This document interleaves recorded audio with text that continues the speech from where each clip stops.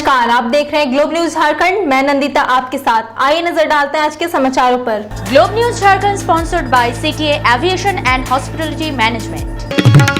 पूर्वी सिंहभूम के बोड़ाम में बने प्राथमिक स्वास्थ्य केंद्र का निरीक्षण करने राज्य के स्वास्थ्य मंत्री बन्ना गुप्ता, केएमजीएम प्रभारी राजेश लाहा और झामुमो नेता आस्तिक महतो पहुंचे। इस संबंध में आस्तिक महतो ने बताया कि राज्य में ऐसे कई अस्पताल है जो सरकारी पैसे से बंद तो गए, लेकिन मरीजों का जरूरी मूलभूत सुविधाएं नहीं मिल रही है। उन्होंने बताया कि किसी अस्पताल में डॉक्टर है तो नर्स नहीं, कहीं नर्स है तो डॉक्टर नहीं, कहीं दोनों है तो दवाइयां नहीं। वहीं उन्होंने बताया कि उन्होंने इस अस्पताल के संबंध में स्वास्थ्य मंत्री को अवगत कराया था, जिसके बाद उनके प्रतिनिधि के साथ जाकर निरीक्षण किया और रिपोर्ट मंत्री जी को भेजा जाएगा। इसके लिए बोले कि सरकारी पैसा योजना से तो हॉस्पिटल बन गया, लेकिन हॉस्पिटल किसी उद्देश्य से बनाया जाता है ताकि गांव के लोग गांव के में ही उसको सुविधा मिले, लेकिन हॉस्पिटल बिल्डिंग देख कर तो उसका इलाज नहीं होगा।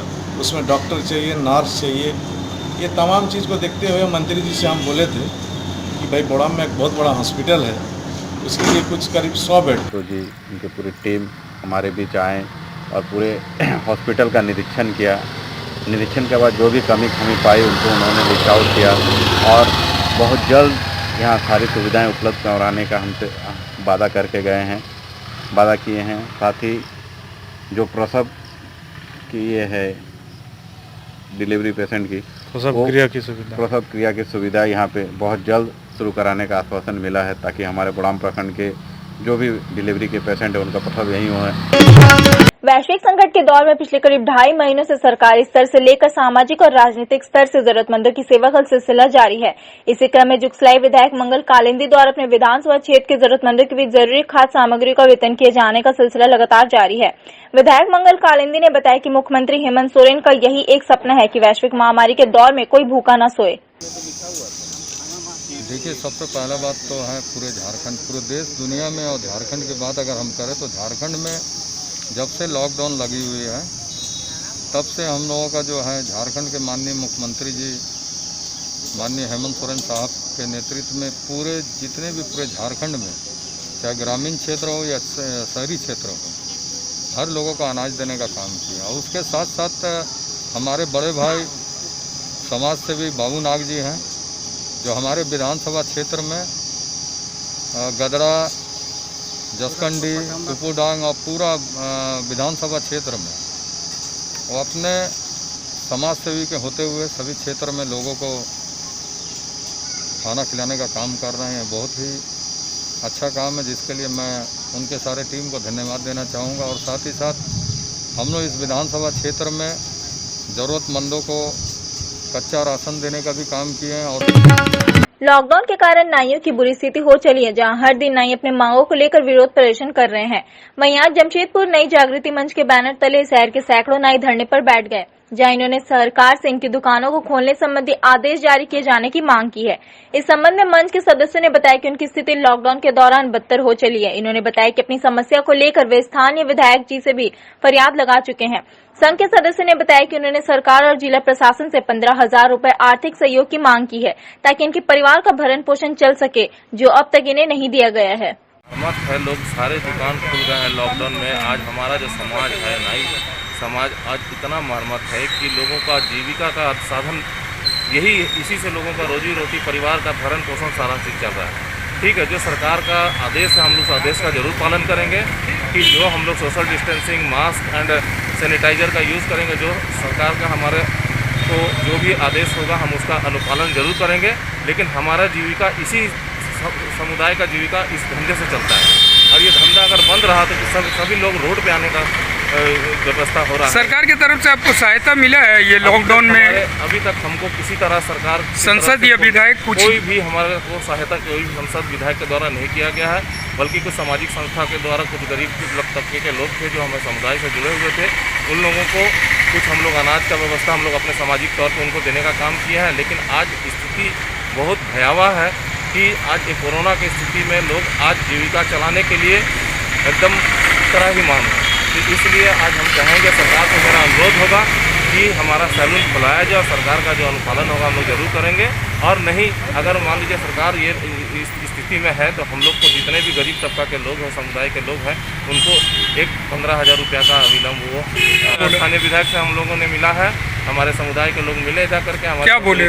उनके द्वारा आश्वासन दिया गया है कि कुछ पैसा सरकार के द्वारा आया गया है, जो हम लोग टेम्पो चालक और नाई संघ से जो लोग जुड़े हुए हैं, नाई कारोबार से जुड़े हुए हैं, उनको हम लोग योगदान देंगे। लेकिन अभी तक हम लोग को सिर्फ आश्वासन मिला है, किसी तरह का कोई भी। कोरोना संक्रमण के बीच प्रवासी मजदूरों का आना जारी है। इधर जमशेदपुर में अब तक 8,645 प्रवासी मजदूर पहुंचे हैं, जहां जिले के उपायुक्त ने सभी प्रवासी मजदूरों को योग्यता के अनुसार रोजगार उपलब्ध कराने को लेकर संबंधित विभागों के अधिकारियों से बैठक कर सभी प्रवासी मजदूरों के लिए रोजगार उपलब्ध कराने का निर्देश दिया।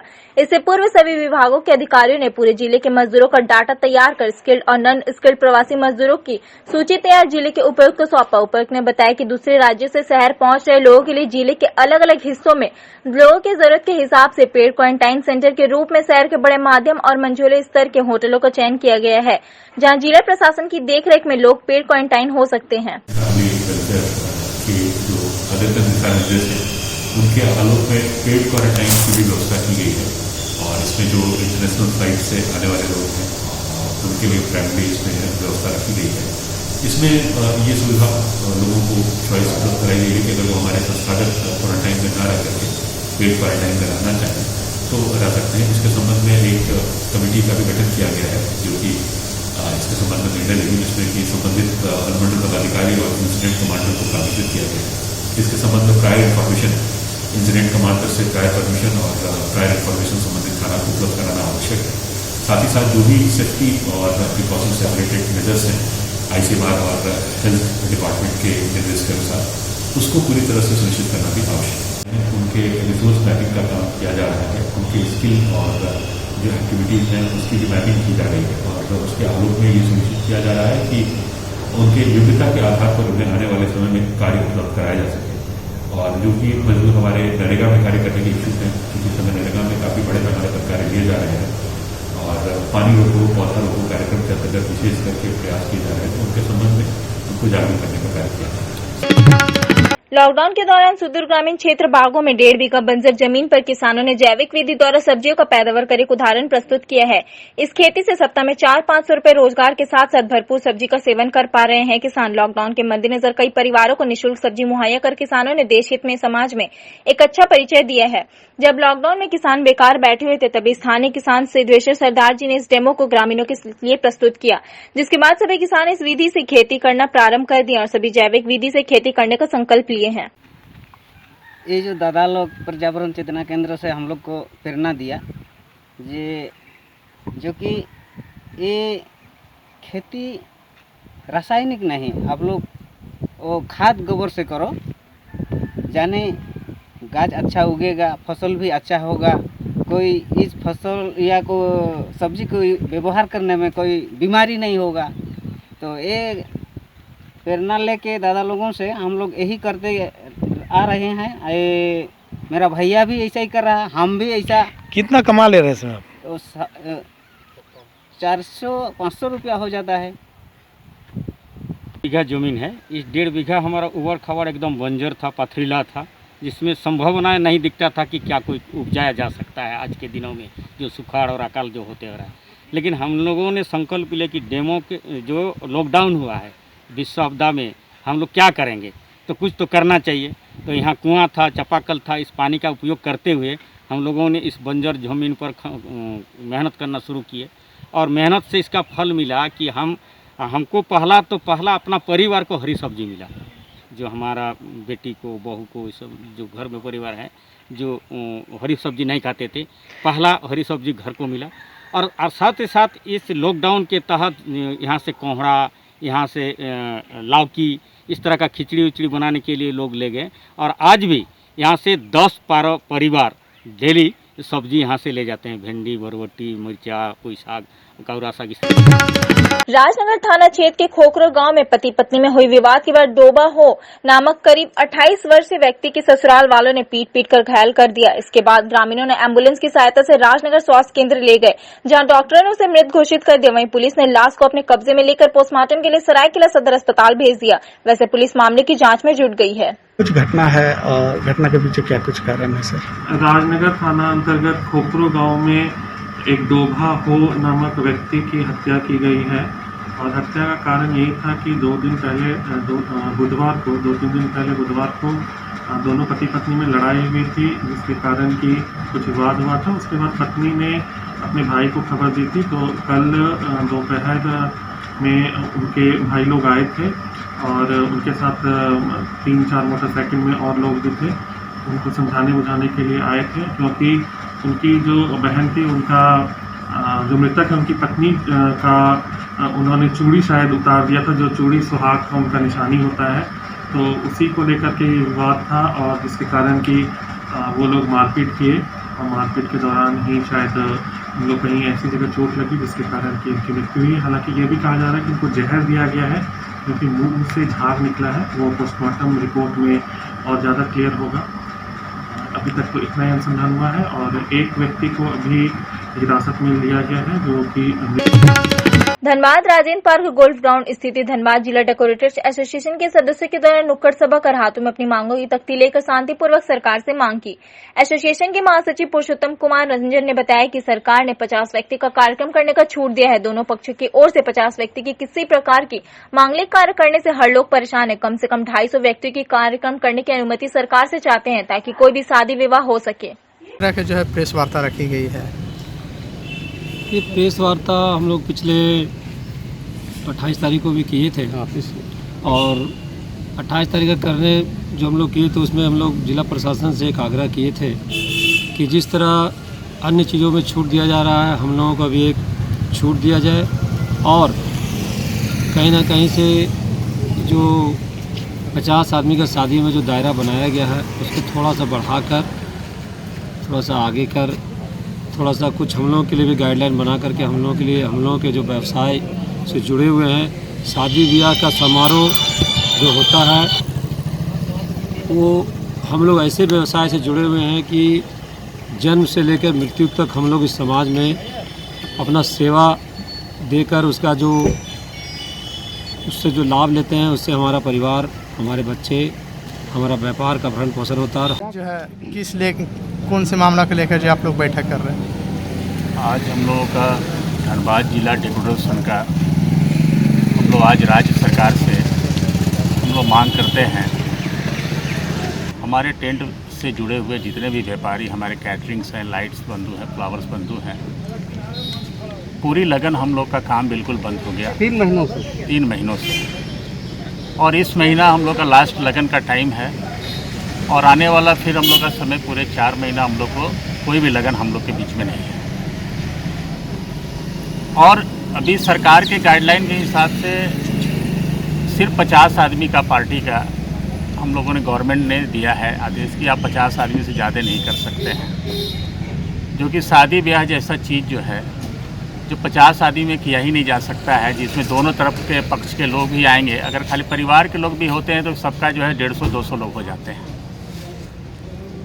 और हम लोग भी हर तरह से, जिस तरह से आज बाज़ार खुल गई है, ट्रेनें चल रही है, एरोप्लेन चल रही है, सभी चीज़ चल रही है, हम लोग सरकार से ही डिमांड करते हैं कि किसी भी प्रकार का जिस तरह का आपका जो है नियम जो होगा, जहाँ भी अगर आप लोग के साथ में जो भी हम लोग सोशल डिस्टेंसिंग का पूरा हम लोग ख्याल करेंगे, लेकिन सरकार को हम लोग को भी है कम से कम हम लोग को 250 आदमी का हम लोग का जो है डिमांड है कि कम से पार्टी का आदेश दिया जाए। कोल्हान मानवाधिकार संगठन द्वारा इस ब्लड डोनेशन कैंप का आयोजन किया गया। खून की कमी को देखते हुए धतकीड़ी में रक्तदान का आयोजन किया गया, जिसमें संगठन के लोगों द्वारा रक्तदान किया गया। आप लोग ये ब्लड डोनेशन पहली बार करवा रहे हैं? नहीं, ये लगातार 10 साल से होते आ रहा है। 10 साल से होते आ रहा है। तो ये जो आज कर रहे हैं, ये किस मुद्दे पे कर रहे हैं कि अभी लॉकडाउन चल रहा, ब्लड की कमी है या क्या? मेन है लॉकडाउन जो चल रहा है, यहाँ ब्लड की कमी है। मैनेजर ने कहा कि हमने आपको अभी ब्लड का व्यवस्था कर दीजिए, अभी ब्लड का बहुत कमी है। और आज मास्क और सैनिटाइजर की व्यवस्था भी की गई है, सबको पहनाया जा रहा है, जो भी ब्लड दे रहे हैं। जो भी ब्लड दे रहे हैं उनको दे रहे हैं, जो भी आ रहे हैं, और बता रहे हैं कि किस तरह से यूज़ करना है और आगे मतलब किस तरह से आपका सोशल डिस्टेंस को रखा जाए, क्या क्या बता रहे हैं? सोशल डिस्टेंसिंग का बिल्कुल हम सभी पालन कर रहे हैं और बिल्कुल हाथ नहीं मिलाना, दूर से ही सबको नमस्कार करके मास्क, ब्लड देने जाओ पहले मास्क हमने एक संस्था की तरफ से रखा है, जो सबको पहना के ही अंदर भेजते हैं। टीम संघर्ष द्वारा आज रक्तदान शिविर चलाया गया। आपको बता दें, टीम संघर्ष लगातार 22 मार्च से लगातार जमशेदपुर ब्लड बैंक कंधे को मजबूती प्रदान करने की कोशिश कर रहे हैं एवं आज 300 यूनिट रक्तदान का लक्ष्य रखा गया है। सर आज क्या हो रहा है?